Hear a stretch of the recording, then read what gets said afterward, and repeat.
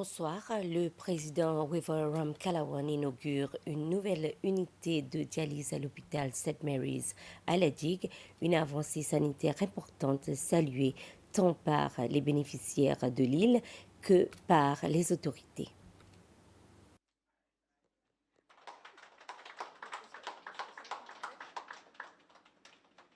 C'est le président Wiveram Kalawan et la ministre de la Santé Peggy Vidot qui ont officiellement ouvert la nouvelle unité de dialyse de la digue.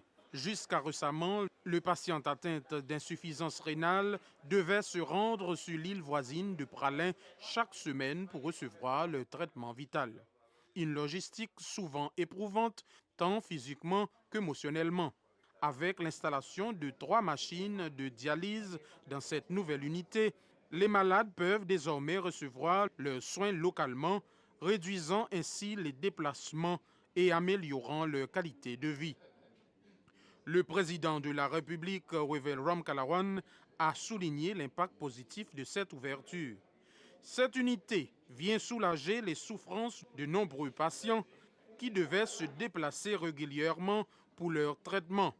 C'est une étape importante vers un accès plus équitable aux soins sur toutes nos îles, a-t-il déclaré. Cette initiative s'inscrit dans une démarche plus large visant à améliorer les services de santé sur les îles périphériques des Seychelles. Pour la troisième année consécutive, les Seychelles ont représenté leur industrie aéronautique lors du Seafood Expo Global 2025, l'un des plus grands salons mondiaux consacrés aux produits de la mer qui s'est tenu cette année à Barcelone, en Espagne. Le pavillon des Seychelles a mis en lumière ces entreprises phares telles que Marlou Seychelles, Ocean Basket et Tropical Tuna.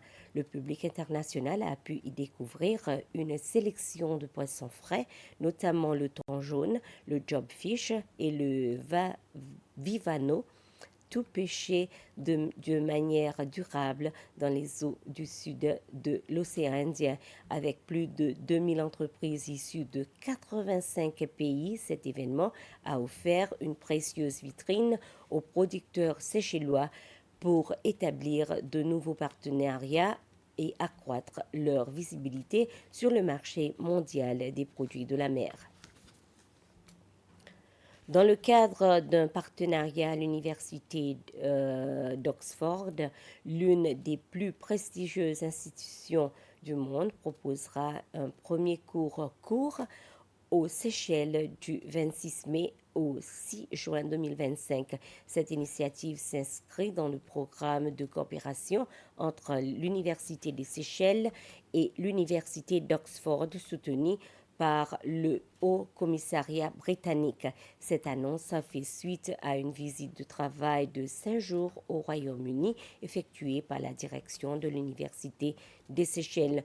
Le premier cours axé sur le renforcement de compétences en gestion de données pour les décideurs et responsables politiques sera entièrement dispensé aux Seychelles. Le Haut Commissariat britannique financera cette bourse pour cette formation de 2 semaines.